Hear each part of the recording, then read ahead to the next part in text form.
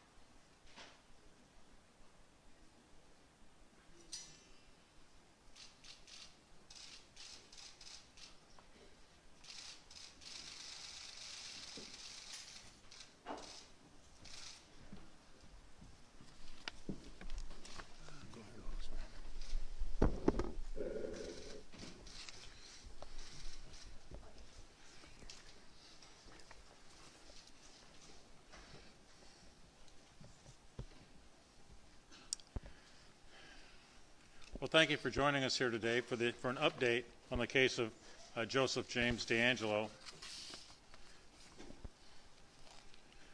We're joined by Contra Costa County District Attorney Dinah Beckton, Sacramento County District Attorney Anne Marie Schubert, Santa Barbara County District Attorney Joyce Dudley, and Ventura County District Attorney Gregory D. Totten. Thought I'd straighten that out. Where is? Oh, I'm sorry. And Tulare County District Attorney Tim Ward. So, all of these agencies have been part of a multi-agency task force to solve this case. And I think we also have Supervisor Lisa Bartlett with us. Is she here? Okay. So this human predator, D'Angelo, took a path through all of these counties in our state. And wherever he went, he left a wake of terror in his path. He committed vicious, violent crimes throughout all of these jurisdictions. We've been meeting and working together to work on the management of this case, to determine the best place to conduct the case and how best to handle it. We've been, and as you know, our team, of course, has been working for decades to try to capture this person and you know, this individual who's created such terror throughout the state, and even to the point of opening a window or walking a dog in your neighborhood a terrorizing experience. Each of these DAs have taken into account, when we're working together as a group, taken various things into account to determine how and where to handle this trial.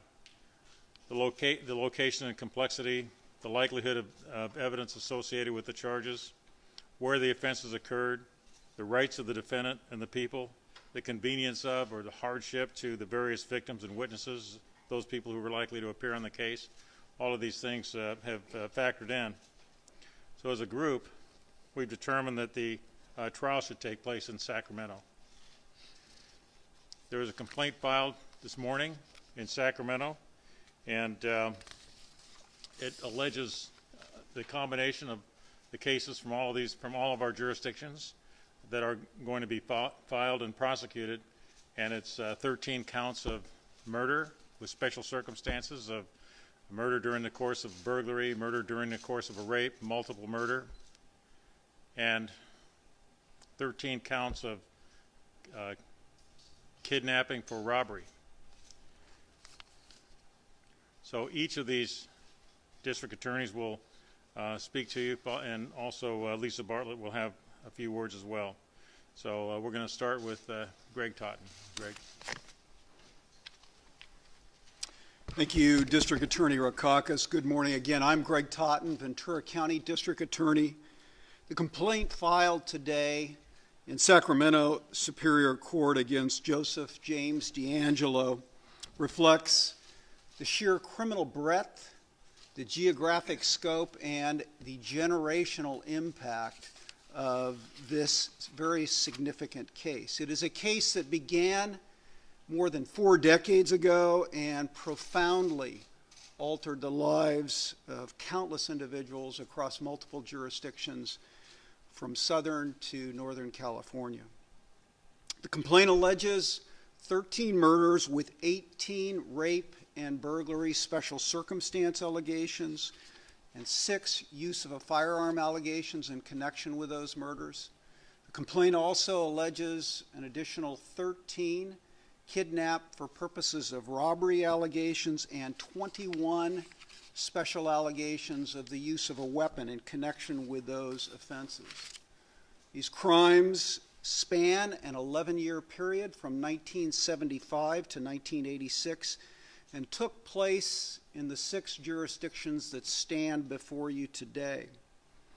The complaint also reveals something very fundamental about the prosecution team that stands before you, namely that we are unified and we are committed to delivering justice to the victims of the Golden State Killer and their loved ones who for far too long have had justice elude them. The decision to charge crimes and allegations occurring in 6 separate jurisdictions in Sacramento Superior Court reflects our collective judgment that a single prosecution in a single jurisdiction serves the best interest of the case, its victims, and the cause of justice. It is also a process that is authorized by California statutory law as well as decisional law coming from the California Supreme Court. I must say it is also fitting that we are gathered today holding this news conference here in the Orange County District Attorney's Office. District Attorney Tony Rakakis has been a state and national leader in the field of forensic DNA. It was his office and under his leadership that first connected the murders in my jurisdiction in Ventura County with the murders that occurred in Orange County. It was also his office that later in 2001 connected the murders that occurred in Santa Barbara County with the Orange County and Ventura County murders as well. And I know that going forward, his prosecutors and his investigators are going to play a very pivotal role in the successful prosecution of this case. I also want to acknowledge that I have great confidence in the leadership of District Attorney Anne Marie Schubert and her ability to lead a statewide team that is going to include prosecutors and investigators from Ventura County and numerous other jurisdictions in the aggressive, unrelenting, and unyielding effort to bring a serial killer to justice. With today's unified filing, the prosecution of this case begins. Bottom line, we are united, we are together, and we are going forward with an unyielding determination to have a successful result in this case. It's now my pleasure to introduce the Honorable Joyce Dudley from Santa Barbara County. Good morning. We know the criminal justice system doesn't feel just to those who waited decades for an arrest. We also know that we can never give those victims and those victims' loved ones those decades back. And we know that because we have always known justice delayed is justice denied. Therefore, we concluded that more than anything else, our still suffering victims and their loved ones needed this injustice to end. Step one was clearly the arrest, an arrest which was surgically orchestrated by Sacramento County District Attorney Anne Marie Schubert. Step two has to be taking this case to trial as soon as possible in Sacramento, where we can combine all of our cases where the defendant now resides. We now have the opportunity to have a single, comprehensive, speedy trial for all victims. And that was an opportunity that none of your district attorneys wanted to pass up. None of this would have been possible had it not been for the district attorneys who stand up here today with me. We all felt it was so critically important that justice be denied no longer. Special thanks to Tony Rakakis. Tony has had and continues to have great insight into our criminal justice system. He has done this for decades. He understands how victim feels. He understands how the loved ones of victims feel. And he wants very much to bring justice to all. Thank you.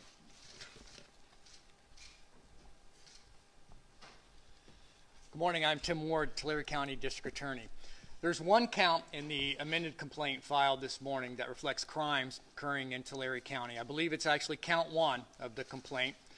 Correlates to a murder that occurred in the city of Visalia in the fall of 1975. I, along with Visalia Police Chief Jason Salazar, we agree and fully support the consolidation of this case and the prosecution going forward in Sacramento. We have full faith and confidence not only in District Attorney Schubert, but the men and women of that office, that they will spearhead what should be and will be a successful prosecution and justice for the victims across the state. I can tell you that the Tulare County murder remained under investigation for over 40 years.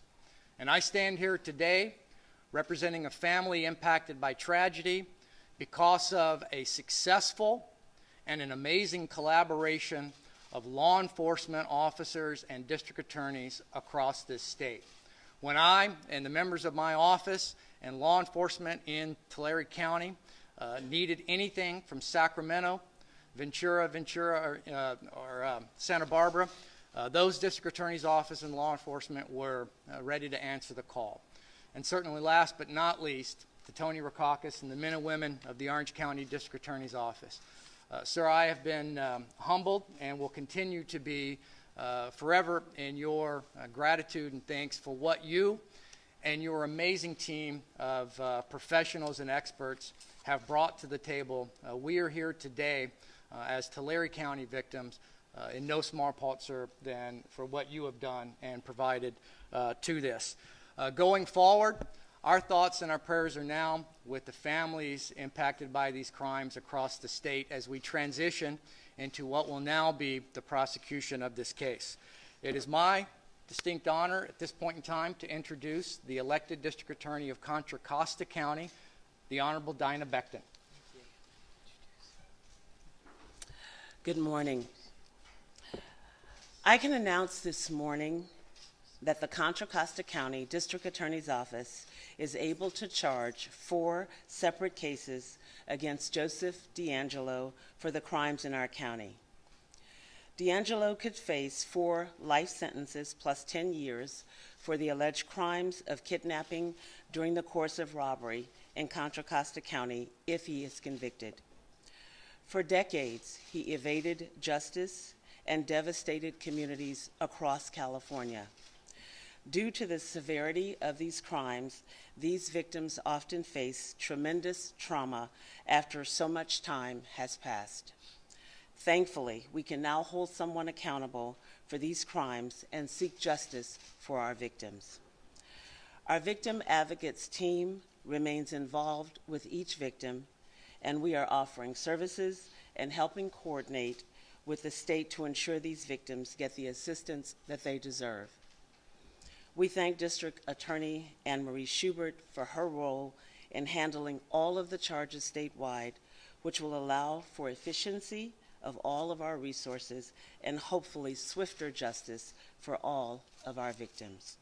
My office will remain in close contact with DA Schubert's office as we work together to prosecute these cases. And now it is my distinct pleasure to introduce District Attorney Anne Marie Schubert, Sacramento.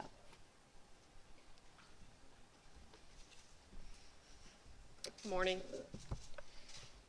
I am honored, I'm humbled, and I'm incredibly proud to stand here with my colleagues today.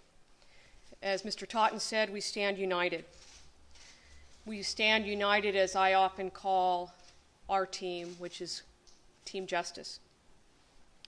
As everyone's mentioned today, this morning, around 10 o'clock, in Sacramento Superior Court, my office filed an amended felony complaint alleging all crimes for all counties in one felony complaint. 26 counts, 13 murders, 10 of which carry special circumstances, 13 charges of what we call kidnap for robbery, which at the time in the 70s was what we call a life term, thus allowing us the opportunity to file those charges.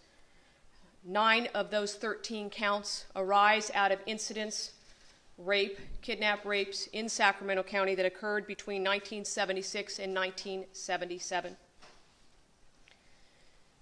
Mr. DeAngelo will be arraigned on this amended felony complaint this Thursday in Sacramento in Department 61 at 1:30. I don't think it can be underestimated and said enough that this case, while it's in Sacramento, is nothing other than a team of prosecutors from all over the state who have been deeply affected by the conduct of Mr. DeAngelo. I would remind everyone, for those of you that went to the press conference this April, that this team, what I call Team Justice, was formed long before an arrest was made, long before anyone had ever heard the name of Joseph DeAngelo. In fact, this team of folks standing here and counties standing here was formed in September of 2016, a few months after the 40th anniversary that occurred at the press conference in Sacramento hosted by our sheriff and our FBI. In September of 2016, these counties came together with their passion, with their persistence, and with their resources, all with one goal in mind: to bring justice for the most significant, probably the most notorious unsolved serial rape killing in California history. And that's what we did, not just because the case deserved it, but victims, the countless number of victims that were affected, whether direct victims or secondary victims. And I've said this many times, you can ask anybody in Sacramento that grew up in this community if they have a story, and everyone does.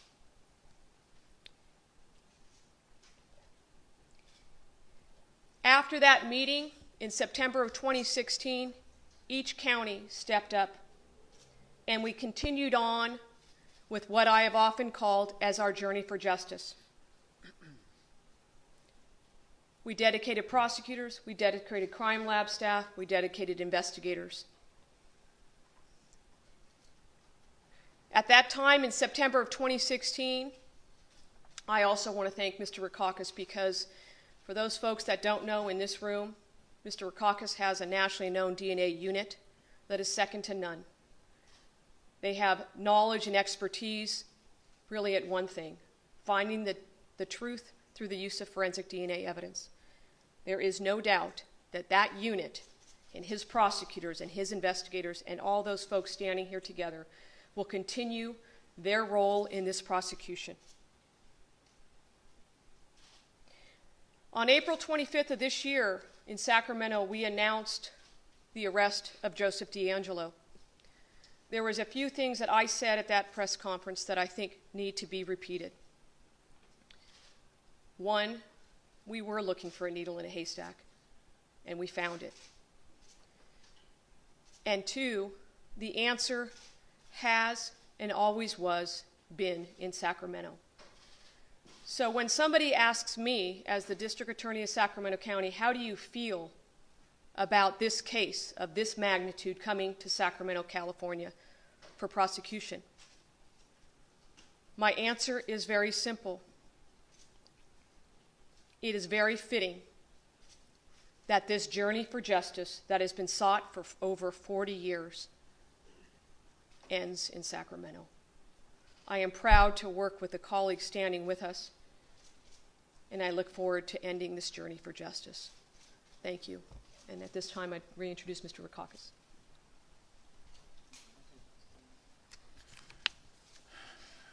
Thank you. The Orange County murders, horrible, terrifying murders, occurred in Supervisor Lisa Bartlett's district, and so she has a few words. Supervisor.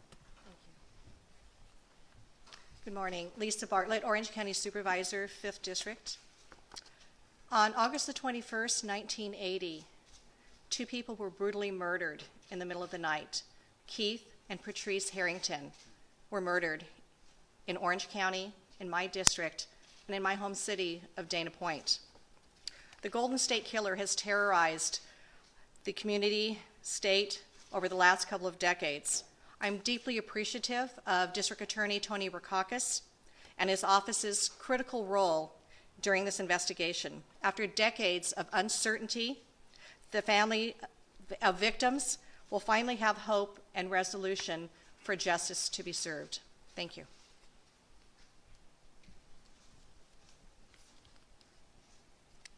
So before opening the floor to questions, as we're about to do, I'd like to just indicate that we need to have you, before you ask a question, take the mic and indicate your name and your news agency so that we know who we're talking to, and speak into the mic because we're also taping it for social media. So if somebody has any question. Yeah, Chris Incarlo, KFI News. 2 questions. 1, why was the announcement here? And 2, Ms. Dudley, I know that you were kind of the orchestrator of this group, the announcement you made on the steps in Santa Barbara County. What role have you played in the last, I'd say, month in bringing this together?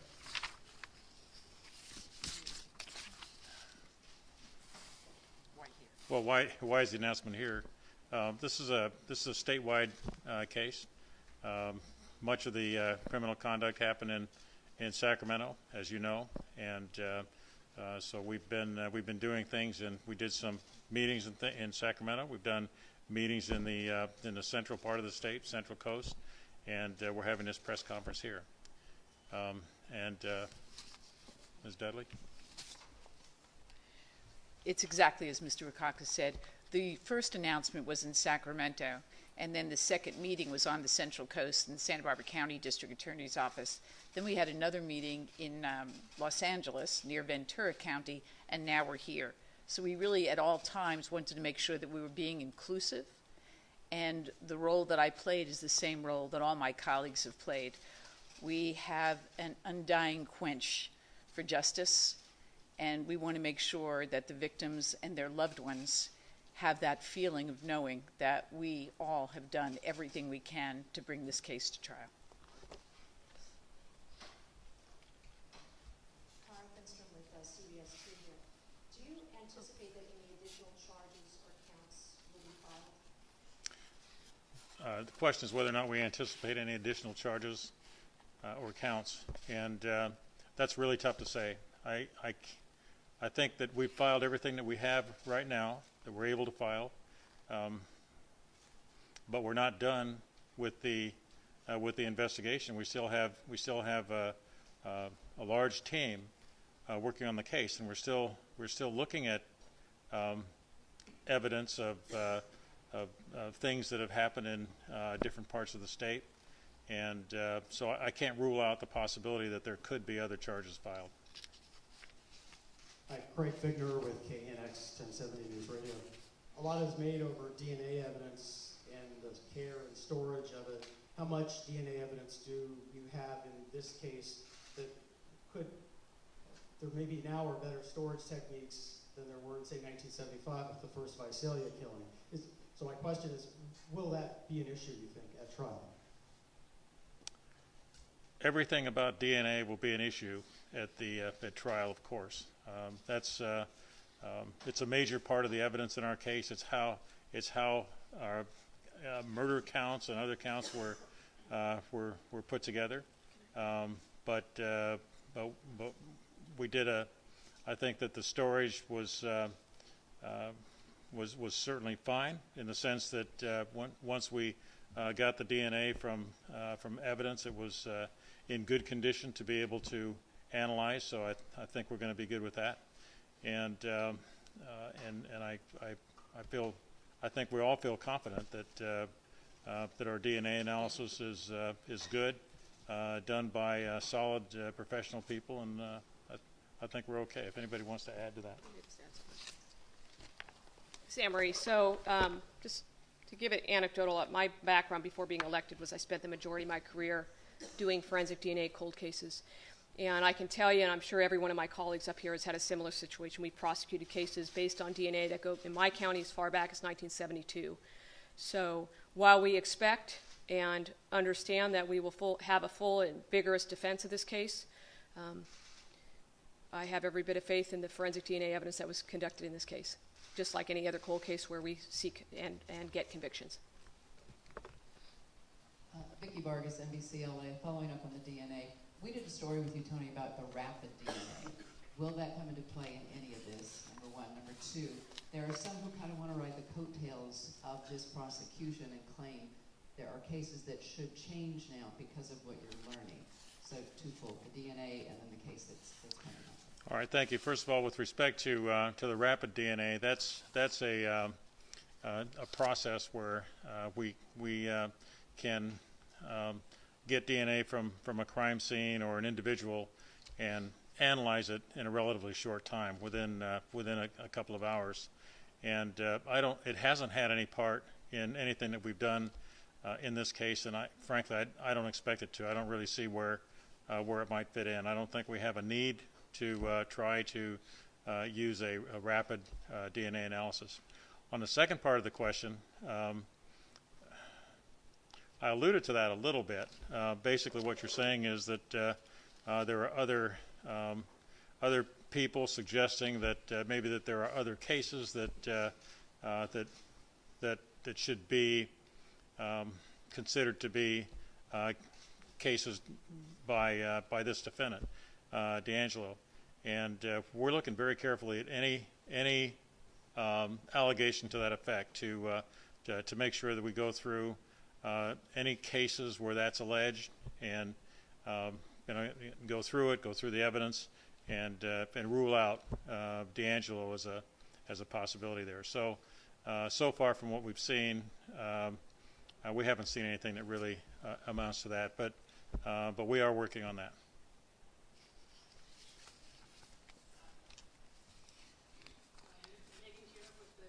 There's a question on the end over here.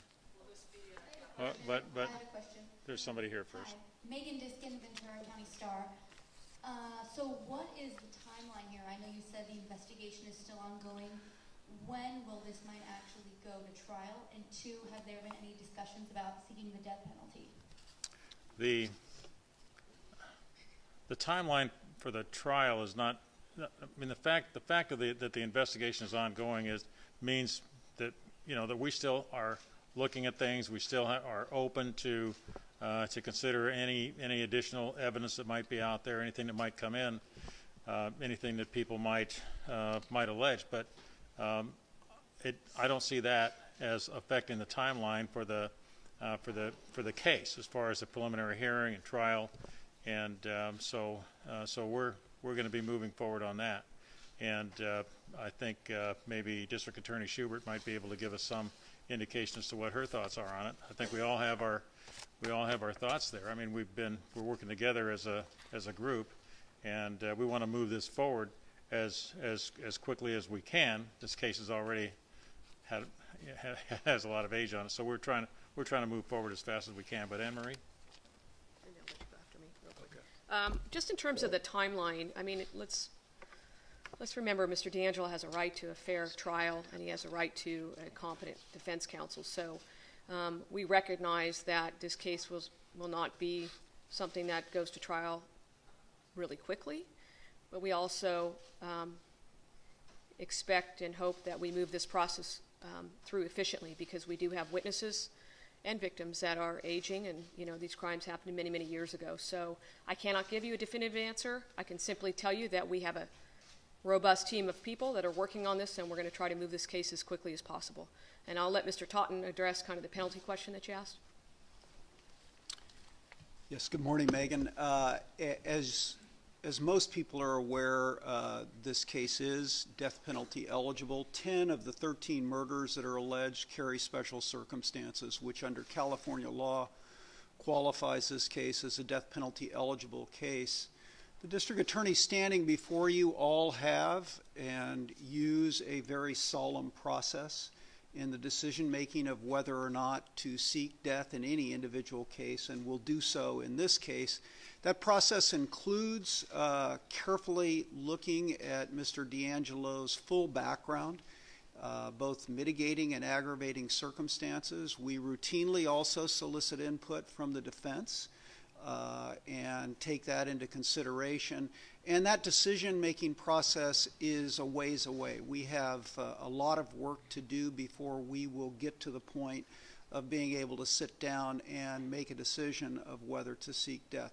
But as I say, it is a very serious, very solemn process that we don't take lightly. Now, there was a question on this end of the room over here. Could you? All right.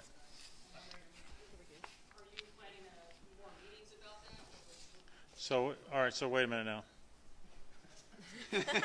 I thought you said you were satisfied, but now you have a. Okay. So what I'd like you to do is take the mic. Just take the mic and give us your name and news outlet. Megan Cuniff with the Daily Journal. What will the process be? Can you get more into the process for deciding whether to pursue it as a capital case? Will there be meetings about that? Will there be a vote on that? How are you guys going to decide? Want me to discuss it? All right, I'm gonna have District Attorney Totten complete his answer. So as I say, that process is quite a ways down the road of this case. It will include an extensive background that, frankly, my office is conducting as we speak on the defendant in this case. It will include us understanding the full breadth and scope of all of the different charges and the conduct that was involved in each of those charges.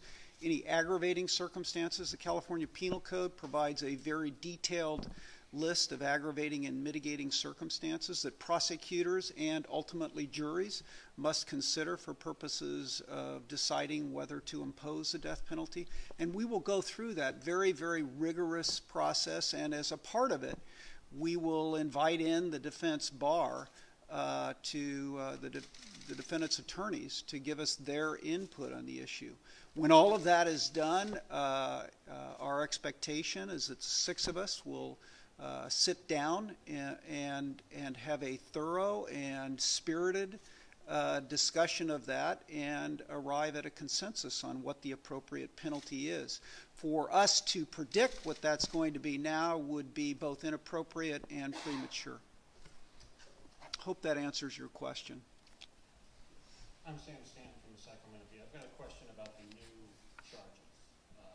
The 4 in Contra Costa, is there DNA for those 4? And the 9 in Sacramento, I assume there is no DNA. So Okay. So with respect to the Contra Costa counts, I'm going to ask Dinah to take the mic. Yes, so far we've been able to file charges, as I mentioned, on 4 of our cases coming out of Contra Costa County. And for 2 of our cases, we have DNA hits. We're continuing to investigate other cases from our county. And the 9 from Sacramento? The 9 from Sacramento do not have DNA, but they have, as we call them, signature marks, of which we've always been talking about for the last 40 years, that we are confident that they are the same individual. But he's been accused of roughly 50 sexual assaults. Right. Will there be charges filed in all of them, do you think? Are there more? The reality is, Sam, is that the statute of limitations, I mean, we have evolved, thank God, as a world, that now we have kidnap for rape as a crime, but in 1976 and 77, kidnap for rape was not in existence. Kidnap for robbery was. And so our lawyers have looked at this very strenuously to identify those cases where we could comply with the statute of limitations. Now, that being said, obviously we know, and we have always said, that these are sexually motivated crimes as well, that they are rapes. The fact that we cannot charge some because of that statute of limitations does not mean that we will not seek to introduce that evidence at trial under what we call 1101B of the Evidence Code.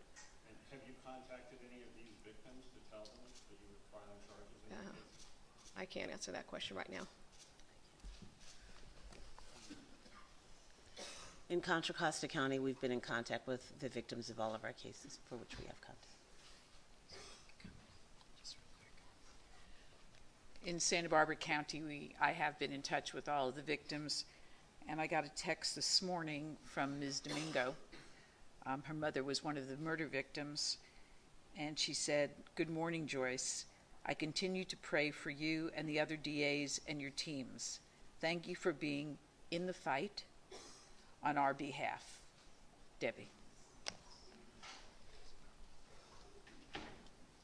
Angela Nardone, The Voice, Lavos, California. Over here. Oh. On the same note, with regard to victims, can you talk about the outreach to victims and responses in whatever manner is appropriate? I can if you want to. All right, sure. Just from Orange County, from our point of view, we're in constant contact with the victims, basically the loved ones of the victims. And Anne Marie? Yeah. I think everyone would have the same answer. While I may not have answered the question perfectly for Sam, we have been in contact with victims that have been, whether they're charged or not charged. My experience with interacting with all of them, whether it was before or after the arrest, is tremendous gratitude. Some of it, I would say, even at the time of the arrest, was almost jaw-dropping because they felt that they didn't know if an answer would ever come. And the day that he was arraigned in April this year, there was a number of them that came to the court appearance. And I think it was very surreal for many folks. So I think for some folks it's still setting in. But as Joyce mentioned, many of them probably felt that justice delayed was never going to be justice. And so we are here today to finalize that. Hi, Zori from KTTV. Is it unprecedented to have 6 DAs coming together like this, jointly pressing charges? Is there history being made in this room right now? The question is whether or not this is unprecedented. I think so. I can not recall anything similar happening in this state, nor can I recall any stories about it. I don't know any other way to let you know if it's. I don't think anybody here has ever heard of anything quite like this. So certainly we've had cases where we have 2, maybe even 3 jurisdictions trying a case jointly like this, but I believe this is unprecedented certainly in our state. Sam from the Sacramento Bee again. Can you just explain why Sacramento? I mean, immediately after the arrest, Henry, you were saying maybe it would come south because the DNA evidence was here, stronger. I mean, why is it coming to Sacramento? Well, I think that, we had a lot of meetings, and, I think Mr. Totten this morning when we talked about it, from my perspective as Sacramento, and I know this, as I said many times, both personally and professionally, having grown up in Sacramento, this case changed our community. And it's very difficult to explain to folks what that means if you did not live through it. It's almost similar to saying I lived through an earthquake and trying to explain that. That's part of it from my perspective, in terms of the magnitude of this case for our community. But the other part of it is that, there are many victims, their family members that live in Northern California. And many of the ones from Southern California, Joyce has family members that live right in Sacramento. So we have to factor all those in. Mr. Rakakis mentioned at the beginning, what are we looking at? I would also say that, Sacramento, we're a big jurisdiction. We have 175 lawyers. We have a crime lab. We have investigators. Our sheriff's department was a lead on this case for many, particularly when the arrest occurred. That's part of it. At the end of it all, it's what we all believe is in the best interest of this case, which is to try this in Sacramento as a team together with all of our resources dedicated. This is not simply a Sacramento case. This is a joint case of 6 jurisdictions.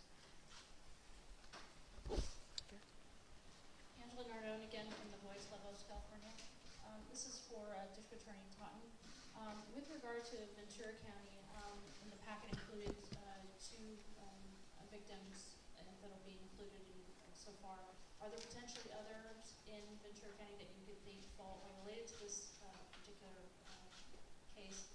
And outreach to victims, if you have anything to share. Well, I'll answer the second question first with regard to outreach, both on the morning of following the arrest of Mr. D'Angelo. I spoke with both 2 of Lyman Smith's children that morning to advise them of the arrest. And this morning I spoke with the daughter of Lyman Smith, who's kind of the family representative, to advise her of this event and our plans to file the case in Sacramento. So we are staying in regular contact with them, and that process will be ongoing collectively with all of the victims and all of the respective offices. With regard to other cases, as you may recall, there was an individual, a recently exonerated individual by the name of Coley, where we did have the DNA tested in that case to see if it was connected to this defendant, and it was determined it was not. We also, I am aware that many of our frontline police agencies are very aware of this case and are reviewing old unsolved rapes. To date, we have not identified any cases that we suspect are involved this defendant. Eileen Frere with KABC TV. Does the fact that the Orange County District Attorney's Office being under investigation by the Department of Justice for concerning the use of jailhouse informants, did that play a factor at all in deciding to have this prosecuted in Sacramento County? No, we discussed this case as a group, and made a group decision based on what's in the best interest of the case. And I think that a number of the things have been set out already, but understand that that a large number of crimes occurred in Sacramento over some period of time, and there were other counties involved as well. But Sacramento really has the weight of the victims. I don't mean to be undermining or reducing the or diminishing the importance of any victim anywhere. Certainly, the victims and the loved ones in Orange County are very, very important to us and to all of us. But as far as the testimony, the convenience to witnesses, the facilities, the convenience to investigators and everybody involved, Sacramento appears to be the right place for this trial. And also, this is a statewide case, and Sacramento is in fact the state capital. So I think it's very appropriate to handle a case in Sacramento. Thank you. Hi, Joe Sermon with the Los Angeles Times. I was hoping you could talk a little bit more just about the kidnapping charges to commit robbery. You yourself, DA Sacramento, said that the motivation was sexual assault. Can you just walk through that logic? Well, I think obviously we've charged kidnapping for robbery. In those crimes, there were robberies, so there was motivations. Our theory will be that it's a motivation that was the intent to rob as well as sexually assault. Obviously, criminals can have multiple motives, so unfortunately, the rape did not exist in terms of the statute of limitations. My understanding is in some of those cases, the victim was barely moved, maybe to another room. The robbery might be a loss of like $75. Is that going to stick in a criminal court? Well, I will say this, we don't file charges unless we believe we can prove it beyond a reasonable doubt. There's a long, not just the law itself that exists in the penal code. When we go back to look at the penal code from 77, 76, we follow the penal code, we also follow case law. So there's been an extraordinary amount of research put into this by both our office and other offices. And as I said, I'm confident that we don't file charges unless we believe we can prove them and we can meet the elements of those crimes. And Ms. Schubert, Chris and Carlo, KFI News. I'm not a lawyer, much to my mother's chagrin. One of the things I've been paying attention to is the pace that this case has been moving so far. I don't think D'Angelo has officially entered a plea yet. Right. Does this mean that we are going to see perhaps a pace picking up, and will we see elements of each of these DA's office embedded within your DA's office for this trial? I definitely think you're going to see a lot of lawyers involved, perhaps to some people's chagrin, but definitely lawyers from all different counties. It depends on their offices whether they dedicate them, but I definitely know that in your press packet you will see every elected district attorney's name on that, which is demonstrating our commitment. I fully anticipate that as the DA of Sacramento that I'll be swearing in some lawyers from Orange County, Ventura, other counties to help prosecute this case. So it will be a dedicated team effort. In terms of the pace, it's up to Mr. D'Angelo. It's his right to decide, or his lawyers with consultation on when he's going to enter a plea. Obviously, from our perspective, now that we've come to this joint decision, that we've got witnesses that are, older, and so we want to move this case at a reasonable pace so that we can secure and get those prelims done, preliminary hearing, as I would say, because that's an important phase of this process. Is that September 5th stated date still intact, or will that I don't know if that's going to be changed. I would say it is still probably in the computer system, but you can assure yourself that it's on calendar for this Thursday at 1:30 in Sacramento in Department 61. Sam Stan with the V, You just thought of a lot of questions on that drive down. I know you did. It's a long drive. Yeah, I know. A little heads up, I could have flown. Just how is it going to work? When the Snelling case comes up, Mr. Ward, will you have a prosecutor in Sacramento full-time to present that with assistance from one of Sacramento's people, or just two of your own? How do you envision this happening between each? It's a great question, and I have to say the reality of that will be we've invested a lot of work to get to this point where we are here today. I know from talking to not only Ms. Schubert but the colleagues that we all envision being a part of that process. The details of that, I'm sure collectively will work out on a hearing-by-hearing basis, but I have committed every member of our office and our Bureau of Investigations to assist Ms. Schubert's office in any way we can. I do plan on our office being actively engaged in that. What that looks like on a day-to-day basis and the details, I'm sure that's something that we'll probably just have to work out.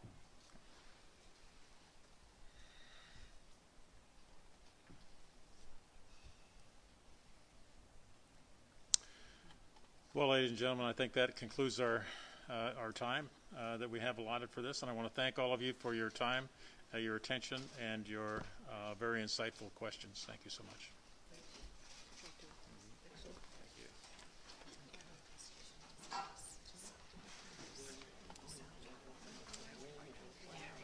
What's that? Can I introduce you now as the Honorable Tim Ward, too? You can buy me as I go past the mic.